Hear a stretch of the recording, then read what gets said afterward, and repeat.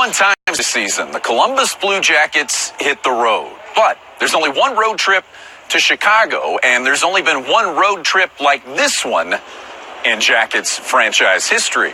Welcome inside Nationwide Arena. I'm Brian Giesenslaw. And what made that trip to Chicago in the month of February so unique was that the Blue Jackets' biggest fans, their moms, and in some cases aunts or even sisters, those ladies made the trip with the team. It was the Jackets' first ever mom's trip, and it started right here in Columbus, then spanned 3 more days and covered several hundred miles, ending with that game against the Blackhawks in Chicago.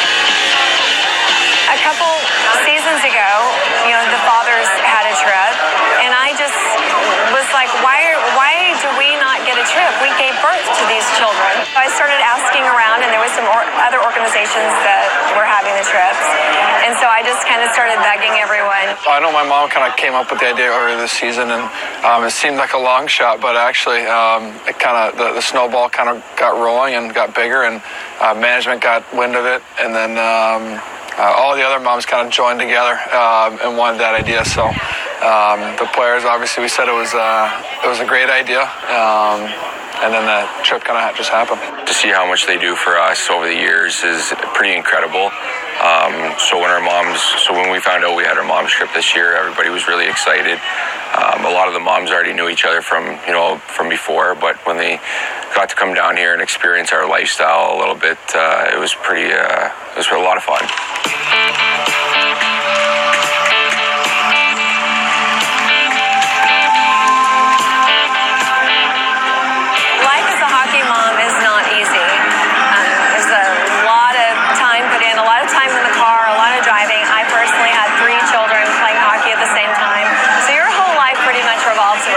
We've all been through it. We did it when they were little, and we paid the ice bills and, rented the hotel rooms and trekked in snow. I mean, it's not a great weather sport.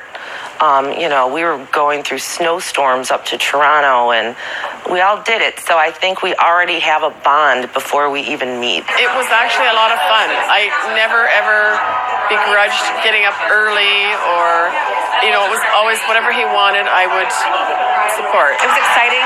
Loved getting together with the parents. Loved being in the stands, cheering them on. It was good. I look back actually now, and I have actually looked at calendars where the only open space is Christmas Day, where with 3 boys practice or a game would fill up that square, but I wouldn't have it any other way. And I think my boys appreciated that, and that's just how it was. I didn't look at it as sacrifice at all. I enjoyed it. I loved it. I still love it. Absolutely love it. It's provided for our family. At the end of the day, my dad being his career, and then you see Nick and Marcus now doing it too. It's become their way of, almost not their way of life, I don't want to say, but it's what they do, and it's provided for their families and our family. And it's been great to us. I mean, what Kara said, it's given us a lot of opportunities as a family to grow, and it's given my brothers obviously great opportunities in their careers, and for us, I mean, directly, it's kind of made us all who we are, really.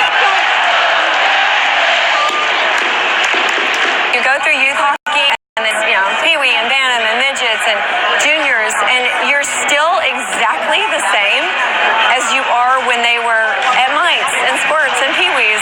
You're watching them, what are you doing? Like, skate, pass, move the puck, shoot! She'll text me from time to time during a game and tell me I'm not doing something or do something more of. And I just call her thanks. I tell her thanks, coach. But yeah, it's not too much anymore. She's kind of giving me my space when it comes to hockey now. She meant everything to me. She would drop me off at school, pick me up from school, and I was so fortunate enough that she was home all the time while my dad was working. So she took care of 3 boys and my sister. Did a phenomenal job, and I can't thank her enough. My dad was always away, so she was always there, taking us to practice, picking up from school and doing all the dirty work, I call it, and early morning 6 a.m. practices or games on the weekend. It was her, and she was always extremely involved. So she's just as involved now today. I have 2 other brothers that she's extremely involved with as well. So it's always nice to know that she'll be there for you. Yeah, you guys are great. I love it. I was looking around too at the moms that are here, and it's so nice because you can see what a big cheerleader that they are for their son. They're biggest super fans, right? So my mom was same. She loved it, and she sacrificed a lot to bring it to the rinks every day, to bring them to tournaments on the weekends, and I think we talked about it. It reminds us, it just I guess brings back those memories too of the sacrifices she made, and we're definitely thinking about her this weekend. Yeah, we know that she would have loved an event like this, and we know she would have been very proud of Nick and Jackets organization to do something like this that honors the moms that have worked so hard to get their sons to where they are. And it's very it's a real honor to be here for us. What goes on in the mom suite stays in the mom suite. When he's 8 years old, he writes me a note on a post-it that says, Mom, I love you so much. I will never leave you, even when I go to college in the NHL. I think back on that and I'm like, oh my goodness, like this really happened. But that note was at 8 years old.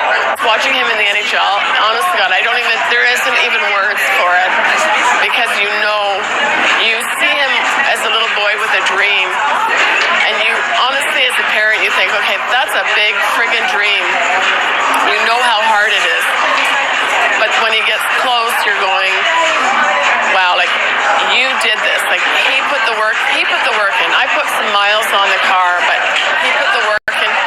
He made a lot of sacrifices, and I feel like I'm reaping the benefits now watching him. My husband and I will be sitting on our recliners watching a game, and all of a sudden either him or I will look at each other and just be like, we're watching our kid on TV. Like, this is crazy. I mean, we're still like, when walking around the rink, I'm like, there's a Werenski jersey. It's still, as a parent, it never gets old.